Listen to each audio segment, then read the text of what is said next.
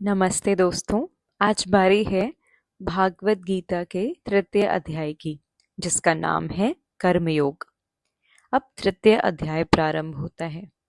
अर्जुन भगवान श्री कृष्ण से बोले, हे जनार्दन, यदि कर्म से ज्ञान श्रेष्ठ है तो मुझे इस घोर कर्म यानी कि युद्ध करने के लिए क्यों कह रहे हैं। मुझे एक निश्चित बात कहो जिससे मेरा कल्याण हो। अर्जुन के इस प्रश्न को सुनकर श्री भगवान जी बोले, इस संसार में दो प्रकार की निष्ठा कही गई है, एक ज्ञान योग और दूसरी कर्म योग। निष्काम कर्म योग का यह अर्थ नहीं है कि मनुष्य कर्म को ही छोड़ देवे। वास्तव में यह देहधारी जीव एक क्षण भी बिना कर्म के नहीं रह सकता। अपने गुण, स्वभाव, प्रकृति के अनुसार प्रत्येक जीव कर्म करता है। यह शरीर भी बिना कर्म किए चल नहीं सकता।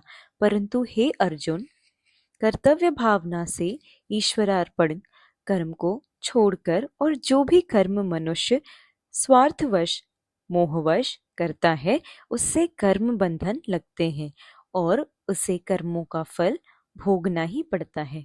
परमेश्वर ने कृपा कर निस्वार्थ भावना से इस सृष्टि का निर्माण कर जीवों को यहाँ लाकर यह उपदेश दिया कि त्याग भावना से कर्म करो और कल्याण को प्राप्त करो।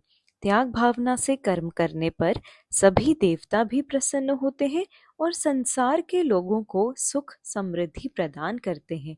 जो व्यक्ति त्याग भावना से ईश्वरार्पण कर्म नहीं करते तथा मोह युक्त होकर स्वार्थवश कर्म करते हैं, वे चोर हैं। इस संसार के लोग अन्न खाकर जीवित रहते हैं।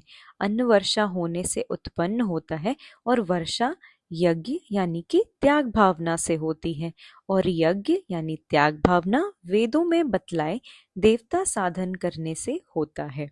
जो मनुष्य निष्काम कर्म नहीं करता वह पापमय जीवन जीता है।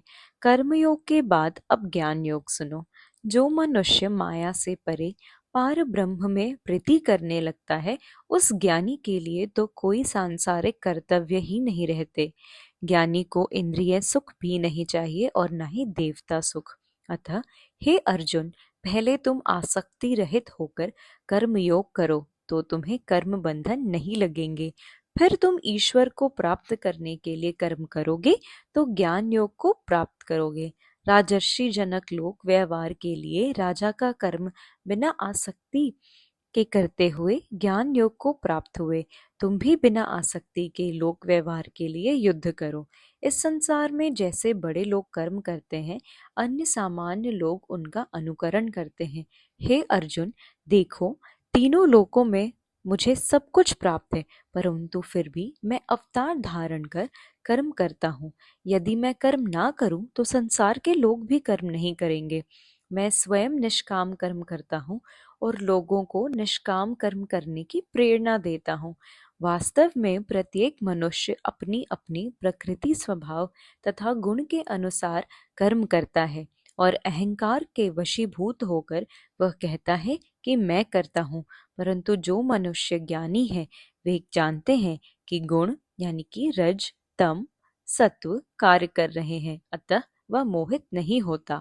अतः हे अर्जुन, युद्ध में आसक्ति को छोड़कर आशा रहित होकर शोक को छोड़कर युद्ध करो। श्री भगवान जी बोले, इंद्रियों के अधीन नहीं होना चाहिए, क्योंकि इंद्रियां जीवात्मा की शत्रु हैं। कर्म योग के लिए इंद्रियों को वश में करना चाहिए। इस पर अर्जुन ने पूछा, हे श्री कृष्ण, यह मनुष्य जानकर भी पाप क्यों करता है। श्री भगवान जी बोले, काम क्रोध बहुत बलवान है जो रजोगुण से उत्पन्न होते हैं। वे महापापी हैं। जैसे धुएं से अग्नि ढक जाती है, उसी प्रकार काम क्रोध से बुद्धि यानी कि ज्ञान ढक जाती है। अतः इंद्रियों को वश में करके पापी काम को जीतो। इंद्रियों से परे मन है, मन से परे बुद्धि है, बुद्धि से परे आत्मा है। अतः आत्मा को जानकर बुद्धि के द्वारा मन को वश में कर इंद्रियों का निग्रह करना ही ज्ञान है। वास्तव में निष्काम कर्मयोग तथा ज्ञान योग में कोई अंतर नहीं है। यदि निष्काम कर्मयोग पहली अवस्था है तो ज्ञान योग दूसरी। निष्काम कर्मयोग करने पर ही मनुष्य ज्ञान योग को प्राप्त कर मोक्ष को प्राप्त कर सकता है।